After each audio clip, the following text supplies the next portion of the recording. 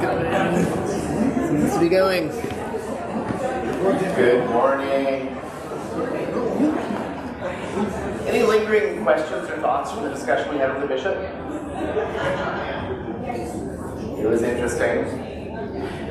We went through a couple of chapters with her. We didn't get half as far as I had hoped because she was too interesting and we had too many great questions for her. So I thought we'd jump into chapter 9. So I mentioned briefly last time that, does anyone remember who this guy is? Henry David Thoreau. No, I'm just kidding. George MacDonald. This is George MacDonald. So our narrator meets this interesting guy, this giant sort of spirit in paradise, and he is led around by him. He kind of becomes his Virgil or whatever, except for the Paradiso instead of the Purgatorio. And George MacDonald leads him around. He was a spiritual writer in the 19th century. He probably was better with technology than I am, even though he's a 19th century person. And as I mentioned last time, he wrote these kind of like wonderful, fanciful fairy tales. They're also really theological. He was a huge part of C.S. Lewis's own kind of appreciation of Christianity and coming to Christianity. So Lewis sort of sees him as his guide. Let's see if we can make this work.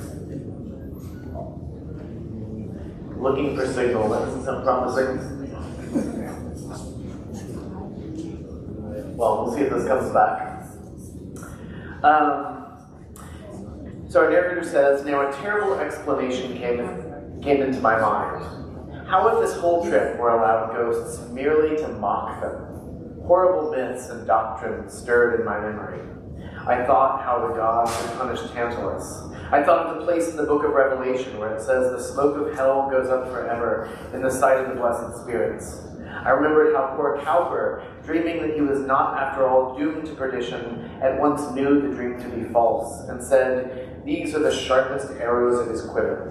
If only I could find a trace of evidence that it was really possible for a ghost to stay, that the choice was not only a cruel comedy, I would not go back.'" So he has this fear that he is being allowed to see heaven only to make the tortures of hell more intense.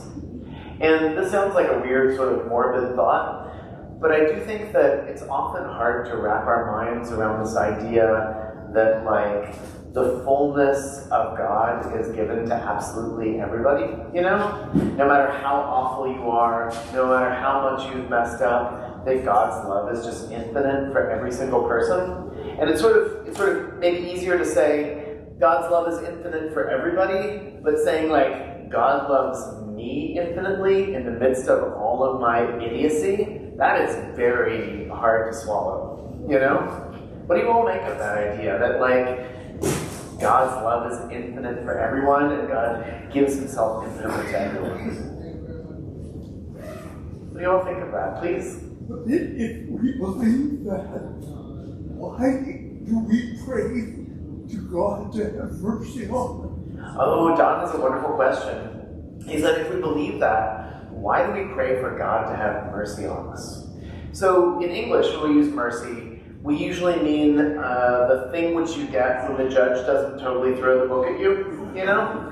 Like, you should get 10 years in the slammer, I'm going to have mercy on you, you're going to get 60 days of parole. So it's like, still bad, but not as bad as it could be. Not what it means in Greek. So when we say Kyrie eleison, Lord have mercy, that is something totally different. So actually the same professor that I brought up this morning who told the story of the two different Gospel of John versus the letter of John has this wonderful thing, and he says, now he's this big, giant, ponderous Greek British guy. He says, now this is something you find in the Fathers, and it is ubiquitous in the Fathers, and it is very good theology and very poor etymology. Because he says that mercy is a homonym in Greek of oil. Eleo and eleo. They sound the same in Greek, they're spelled differently. Oil in the ancient world is not just like what you put on salads. Oil is that which you put on wounds. So when the Samaritan finds the Israelite who's been beaten, he pours oil and wine on his wounds to heal his wounds. It's also the last course that you're given in a Roman bath. So you go to the colendarium and the frigidarium and the tepidarium, etc., and they pour oil all over your body. It's this like refreshing, cooling, transforming balm. And for the early fathers, mercy is the way to talk about the tangible, experiential love of God. It is the oil of God's love, the balm of God's love. So it's like being able to actually feel the intense love of God upon you. So we pray for that because that's like the best thing you can possibly imagine. Good question. Thank you. Please. What is the meaning then of eleison? Eleison, it is. Not related. It is absolutely. Yeah. So it's like it's just a form of eleo. So it's adding in some grammar basically. Mercy upon us. If Elizabeth Fisher here, she can tell us exactly how that works. We need a real classicist, because I would just butcher it. Please. So, what you're saying makes perfect sense. I really like it. Why don't we say, God, soothe our souls? Oh, the question is, why don't we say, God, soothe our souls? Because we're, how many Episcopalians does it take to change a light bulb? The answer is change? My great-grandmother gave that light bulb in this church. Dare we change this from Greek to English? No, certainly not. No, it's a really good question. I don't know why. My grandmother also gave this television, so this is why it's not working. I'm just going to turn it off and turn it back on again. I think you were on 2. Oh, was I? It's plugged into 1, so we'll see. It switches around a lot. Let's try one more time. So, our hero is afraid because he fears that he's just been let up into paradise because the spirits want to mock him, to show him what he's actually missing, so his sorrow will be twice as great. And then George MacDonald, his teacher, says, "You had started to talk of something more profitable." "Sir," I had said, "I'd almost forgotten it. I have no anxiety about the answer now, though I still have a curiosity. It is about these ghosts. Do any of them stay? Can they stay? Is any real choice offered to them? How do they come to be here? So, can they even stay? Is this a real choice? Why are they even allowed here? What's going on?" And MacDonald says, "Did you never hear of the Refugerium? A man with your advantages might have read of it in Prudentius, not to mention Jeremy Taylor." So, the Refugerium. This is a concept from the Latin-speaking half of the early church, and it gets expressed in different ways, but it's ultimately this idea of even those who reject God being brought into the presence of God in order that they might accept God. So this is from Prudentius, this is 4th century. And the guilty spirits too, in their crowds often have holiday from punishment, on the night on which the holy God returned to the world of men from the waters of Archon. Not like the morning star when it rises from the ocean and first tinges the darkness with its shining torch, but a greater than the sun, restoring new day to a world saddened by the cross of its Lord. So there's kind of this image of even those who are like the most hardened, the most absolute refusers of love and goodness and peace and joy, even those being brought into the presence of God, so that maybe in this experience of God, they would actually turn and accept God rather than rejecting goodness and love and peace and joy, all the things by which we know God and God himself. "The name is familiar, sir," our narrator continues, "but I'm afraid I've forgotten what it means. It means that the damned have holidays, excursions, you understand. Excursions to this country? For those that will take them. But of course, most of the silly creatures don't. But if they come here, they can stay? But I don't understand. Is judgment not final? Is there really a way out of hell into heaven? It depends on the way you're using the words. If they leave that gray town behind, it will not have been hell. To any that leave it, it is purgatory. And perhaps ye had better not call this country heaven. Not deep heaven, you understand. Here he smiled at me. Ye can call it the valley of the shadow of life. And yet to those who stay here, it will have been heaven from the first. And ye can call those sad streets in the town yonder the valley of the shadow of death. But to those who remain there, they will have been hell even from the beginning. So why does he say that this is not actually heaven? Not deep heaven, just the valley of the shadow of life where they are. What is that about, do you think? So, we talked these many months ago about the Jewish concept of the afterlife. So, and really just the Jewish concept of time. So you have the age of chaos from Adam and Eve all the way up to Mount Sinai. And then you have the age of Torah. So this is sort of figuratively talked about as 2,000 years of chaos. Figuratively talked about as 2,000 years of Torah from the giving of the law at Mount Sinai until the coming of the Messiah. You have 2,000 years figuratively of Messiah, so 2,000 years of the Messiah reigning. And then you have the end of time, the final judgment, and the resurrection of the dead, and the world to come, Olam Haba. So in the Christian conception, because Christianity is just a school of Judaism, in the Christian conception of all of this, it's exactly the same timeline. You have this age of chaos before the Torah, you have the age of Torah, you have the age of Messiah, which begins at the coming of Christ, and then you have, after a time of Christ's rule, you have the end of time, the resurrection of the dead, and the world to come, what Paul calls the new creation, Olam Haba in Hebrew. So, for the early church, where the spirits are, after death, before the end of time, is this kind of interim place. This is not actually heaven that we're looking at. This is paradise. This is where the souls of those who have accepted God wait to be reunited with their bodies, wait for the fullness of personhood in the resurrection of the dead. So it's not heaven, because they're still waiting for the new creation, the end of time. A friend of mine once said, I can never be a Christian because they don't allow dogs in heaven. Which, good enough reason as many others. But the thing is, like the new creation, it is this depiction not of like Casper the Friendly Ghost floating around on clouds. It is the world, It is us in our bodies in a way we can't even conceptualize, what Paul calls spiritual bodies, whatever that means, in the world, the lion lying down with the lamb, the wolf and the ox lying down together, absolute peace, absolute harmony, total justice, total beauty. That's actually what we're waiting for, the world to come. So this paradise, even this is this interim, half-step, temporary deal, as Lewis is presenting it. Kind of interesting. What do you all make of that? Crazy? Reasonable? Shocking?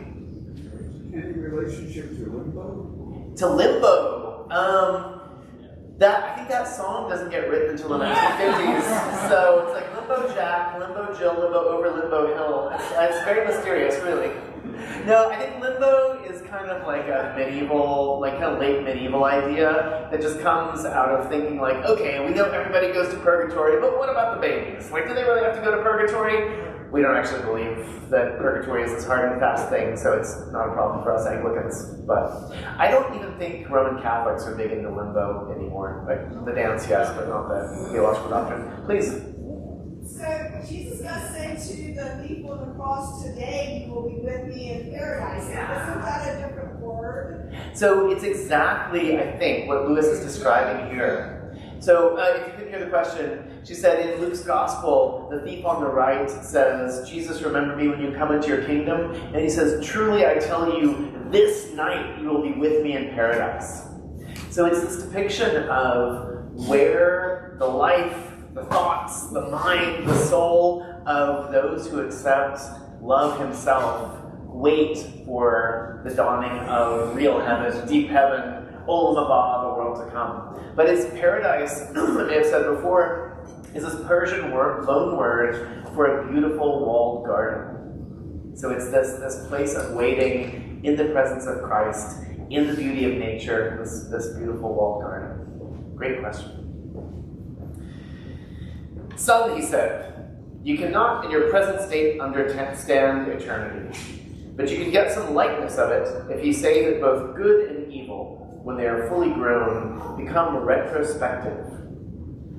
Not only so he's asking about, like, what do you mean the town down there will always be heaven, or so will always be hell to those who never accept heaven, and the town down there will always, in a sense, they've been in heaven even while they were there if they accept heaven.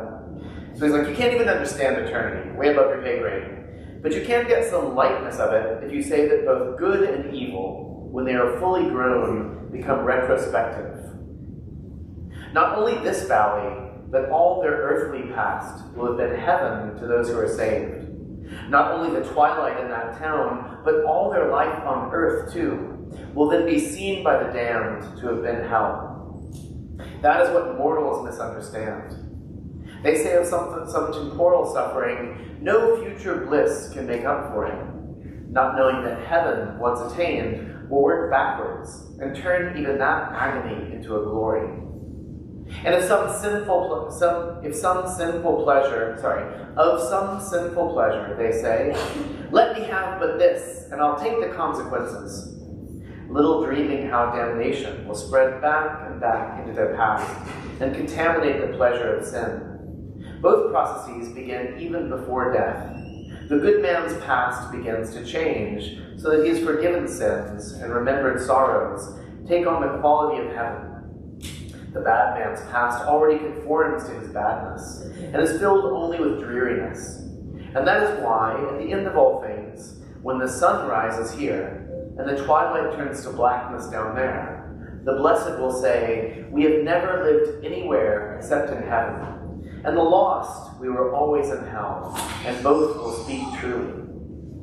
So if you imagine somebody who has an ordinary life, or a great life, or a really rough life, and their whole life is spent focused on love, focused on goodness, focused on justice, beauty, truth, and then eventually they die and they're suddenly face to face with the source of all those things, they'll be like, oh man, like I always had these glimpses of heaven, these moments of heaven, even in the midst of my jail cell, even in the midst of my suffering, my sickness, my hospital bed. Like I was still totally in touch with all that is good and worthwhile and true, reality himself, like I knew already.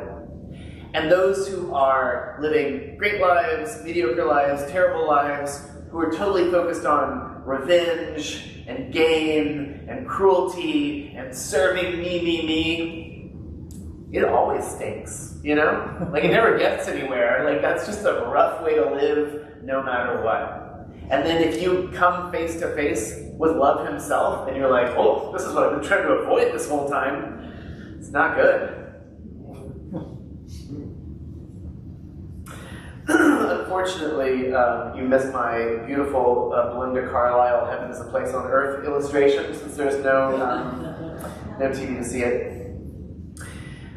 The saved. What happens to them is best described as the opposite of a mirage. What seemed, when they entered into it, to be the veil of misery, turns out, when they look back, to have been a well. And where present experiences saw only salt deserts, memory truthfully records that the pools were full of water. Then those people are right who say that heaven and hell are only states of mind. This is what our narrator asks. So he's asking, okay, if in fact those who have always been in love with love himself will look back and say, I was always in the presence of love. I was always cared for. Things were always heaven to some extent. And those who hate love will look back and say, I never knew anything good. I've always been in hell. Isn't it fair to say that like heaven and hell are just kind of like ways of thinking or states of mind? And our narrator says, hush, he said sternly. Do not blaspheme. Hell is a state of mind. You never said a truer word.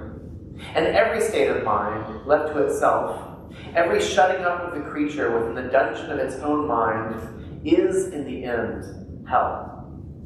But heaven is not a state of mind. Heaven is reality itself. All that is fully real is heaven. For all that can be shaken will be shaken. This is from Hebrews. And only the unshakable remains. What do you make of that? That hell is a state of mind, heaven is true reality. Interesting. But is there a real choice after death? My Roman Catholic friends would be surprised, for to them souls in purgatory are already saved. And my Protestant friends would like it no better, for they'd say that the tree lies as it falls.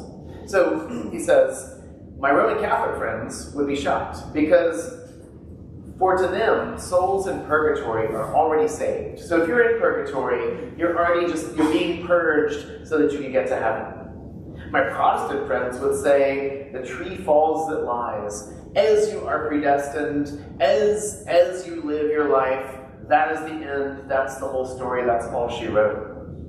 And George MacDonald says, they're both right, maybe. Don't fash yourself with such questions, which I assume is a charming Scottish phrase, and I don't know exactly what fash means. Milton was right, said my teacher. The choice of every lost soul can be expressed in the words, better to reign in hell than serve in heaven. There's always something they insist on keeping, even at the price of misery. There is always something they prefer to joy, that is, to reality. Yea, you see it easily enough in a spoiled child that would sooner miss its play and its supper than say it was sorry and be friends. Is that a familiar example to anyone? Both internally and with my 5-year-old. But this idea that all of us have this attachment to pride, which would make us say, okay, I like a lot of things about heaven, but I can't give up X. There's one great theologian, 20th century theologian, Herbert McCabe, who talks about the way that we might reject God when we come into his presence because there's something so kind of horrible about being completely known and loved. Because in this life, we don't actually want to be loved. We want to be liked. We want to be respected. We want to be impressive. We want to accomplish a lot of things and kind of win people over because we're so amazing, especially the ones who don't like us. But that's not what we're talking about. It's being completely seen, completely known, and infinitely loved. So you spend so much time trying to get into a good college, and it doesn't matter. You spend so much time trying to build a gargantuan Mongolian empire, and it doesn't matter. You spend so much time doing all this stuff, and that stuff is irrelevant now. I spent my whole life on this. I'm not going to give that up. That's really important to me. This idea of just being loved completely, that's not what we're looking for. And so we might want to hang on to those accolades. We might want to hang on to those bitter regrets and resentments. We might want to hang on to shame or to jealousy or whatever and say thanks but no thanks to God. Kind of a terrifying thought. So, Lord have mercy.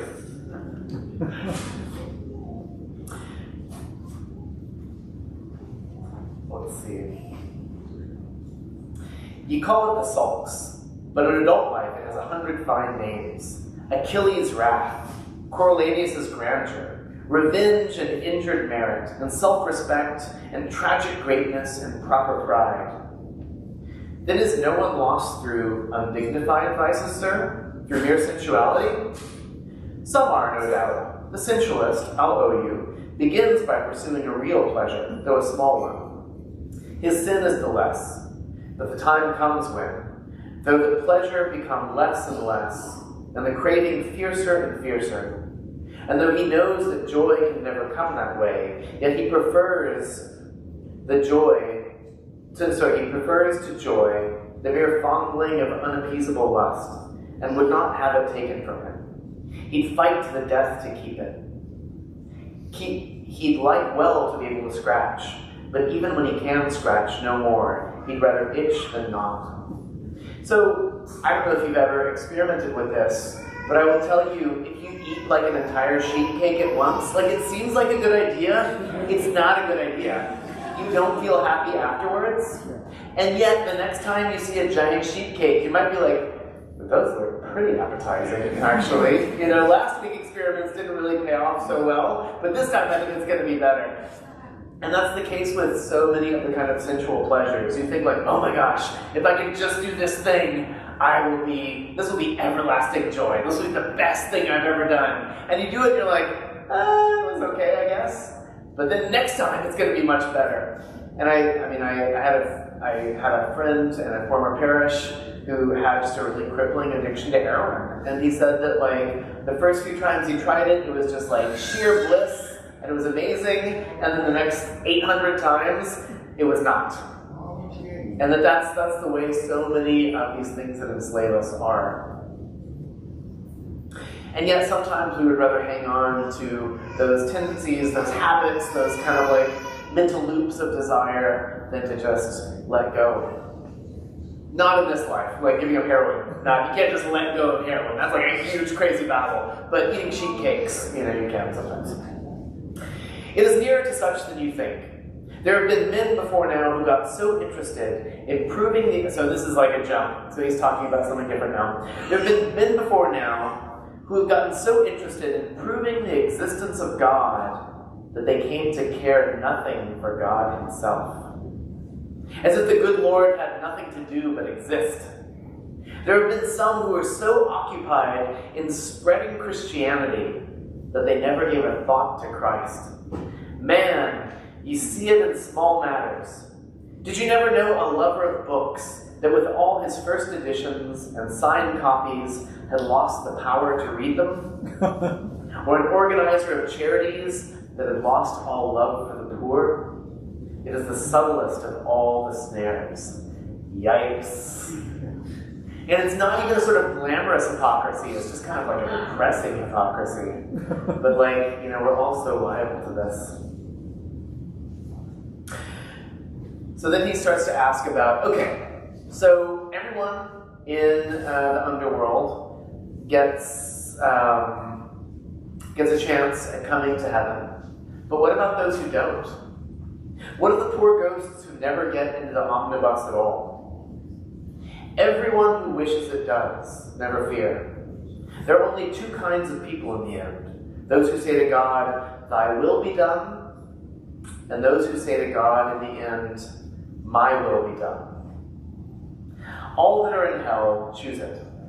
Without that self-choice, there could be no hell. No soul that seriously and consistently desires joy will ever miss it. Those who seek find. To those who knock, it is opened. So there's kind of the sense that it is always a choice. I talked a little bit about this Holman Hunt painting of Christ with a lantern and the crown. He's going up to the door, he's knocking on the door, and there is no doorknob up on the outside. It's just from within, to either open or not. What do you all think of all this so far? He gives another example that I think is drawn from Gregory of Nyssa, talking about what it's like to be kind of cast into the glory of God. And Gregory of Nyssa says that if you cast an old, dry, dead stick into the glory of God, it just burns up. There's nothing left. It's just ashes.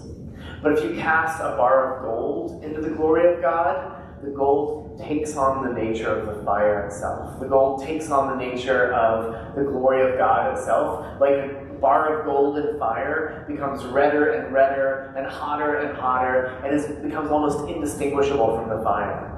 And that for the parts of our lives where we have known God, where we have experienced God, where we have been compassionate to other people, where we have been kind to other people, where we've been patient, worked for justice, created beauty, sought mathematical truth, in all these parts of our lives where kind of God is occurring and we've made space for God, that gold will just shine brighter and brighter and brighter and become almost indistinguishable from the glory of God. And all those parts of ourselves that have been consumed by unkindness, cruelty, etc., etc., etc., poof, gone. So on the one hand, to be free of all those things, what a gift. What a joy. On the other hand, if your whole life has just been one meditation on revenge, yikes. I am troubled, sir, because the unhappy creature doesn't seem to me to be the sort of soul that ought to be even in danger of damnation. She isn't wicked. She's only got into the habit of grumbling, and feels a little kindness and rest, and change would do her right. That's what she once was. That's maybe what she is still. If so, she certainly will be cured. But the whole question is whether she is now a grumbler. I should have thought there was no doubt about that, I said. Aye, but you misunderstand me. The question is whether she is a grumbler or only a grumble itself. If there is a real woman, even the least trace of one, still there inside the grumbling, it can be brought to life again. If there's one wee spark under all those ashes, we'll blow it till the whole pile is red and clear. But if there's nothing but ashes, we'll not go on blowing them in our own eyes forever. But how can there be a grumble without a grumbler? The whole difficulty of understanding hell is that the thing to be understood is so nearly nothing. But you'll have experiences. It begins with a grumbling mood, and yourself still distinct from it, perhaps criticizing it. And yourself, in a dark hour, may will that mood, embrace it. You can repent and come out of it again, but there may come a day when you can do that no longer. There will be no you left to criticize the mood, nor even to enjoy it, but just the grumble itself, going on forever like a machine. Kind of terrifying. The book sort of, the arc kind of concludes with MacDonald revealing more and more to Lewis about the nature of hell, until they actually, in a sense, see where hell is. MacDonald gets down on his hands and knees and takes a blade of grass and shows our hero this teeny tiny crack in the dirt. He says it's probably somewhere down there, because hell is almost nothing. It is like smaller than a teeny tiny atom. He says a butterfly could swallow hell and not even notice it. It is as close to nothingness as you can possibly get while still having some sort of substance. And our narrator says, how can the bus possibly even go down there? And he says it takes one who is extremely great to become very humble. And he implies who the bus driver is. That it's Jesus, going down into nothingness to welcome people into the fullness of reality. And then Lewis wakes up, and he notices that the rug is stuck to his face, and there's a cup of tea spilled or whatever it is. It's all in this kind of wonderful, strange dream. But I think it's actually a fantastic elucidation of some key themes in the kind of theology of the afterlife in the early church. What do you all think? Please. One thing that strikes me is how aligned theology or religion, our religion is, our faith is, with psychological health, with feeling feeling happy and fullness of life and all that. Yeah, Katie's wonderful reflection is just how surprising or striking it is that kind of our theology and our faith is so in line with psychological health and kind of like modern observations on what kind of physical or what kind of mental health is and flourishing is. I think that's absolutely right. Father, please. These kinds of constructs and speculations strike me as something that come out of the world of the comfortable, who have time to do that kind of thing. I wonder how this fits into the situation of the literally millions of people in the world who live a life of unending suffering, poverty, starvation, lack of clean water, war, personal abuse, rape, all that kind of stuff. I mean, I can see how this could be very interesting to people who have the leisure to do it, but engage in this kind of thought. I wonder how it fits into the world as it is experienced by way too many people. That's such a wonderful question. The question was like, it was much longer and more articulate than I can repeat, but just if this might be sort of an exercise in kind of theological speculation and like an interesting use of time. But what about people who are actually undergoing starvation? What about people who are actually undergoing war? You know, probably a lot of people in this room have had really interesting experiences in very different parts of the world or in very different parts of Washington in which there is massive suffering. But I spent a few weeks, 1 year in southern Malawi, which is, I think, at the time was the 8th poorest country in Africa. And Malawi was our companion diocese when I was in the Diocese of Texas, and I ran the companion diocese program. And so for several weeks, just the Bishop of Southern Malawi and I just spent every day just cruising around in his F-150, going from village to village and visiting every church and just hanging out with communities. And these were communities in which most people never handled cash. Like the kwacha, the Malawian money, they just never saw it. Because they farmed what looked to me like black-eyed peas, they call them pigeon peas. And they also sometimes would raise chickens and would also have corn to make a kind of like corn paste called sima. And in a good year, when there was a lot of rain, like enough rain and enough sun, you'd have enough pigeon peas, you'd have enough corn to make sima, you could maybe sell a chicken, then you'd get some money or you might trade a chicken for something else. And then there were the other years, when there was a little too much rain or a little too much sun and all your children died, most of your neighbors died, everybody died. And it was this like brutal, crazy hardscrabble life. And the people I was staying with, I lived literally just a grass roof, a mud floor, very few possessions. And do you know what they wanted to talk about most? Theology. They wanted to talk about what happens when we die. They wanted to talk about, not like questions, they wanted to be like, do you know this? And I'm like, oh, it's amazing, tell me more. You know, they wanted to tell me about stories of the martyrs. They like lived this stuff in a way that I can't even pretend to.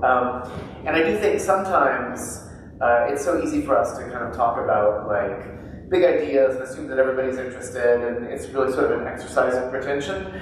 But I think that things like this are actually at the core of human experience, in my very limited experience of really brutal suffering.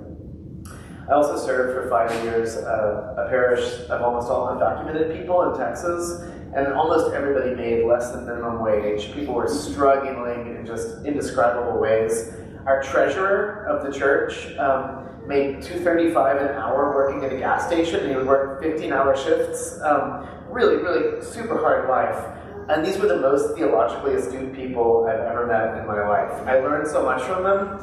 At one point, I went to my spiritual director because I was like, I have all these people in my parish who are talking about like demons and stuff that I don't really know anything about and I'm kind of skeptical about. And I don't know, is this weird? And my wise old spiritual director said, oh, it makes sense that you would find this odd because, you know, the enemy already has you in his pocket. You have like a refrigerator full of food, you have a nice car, like you have an easy life.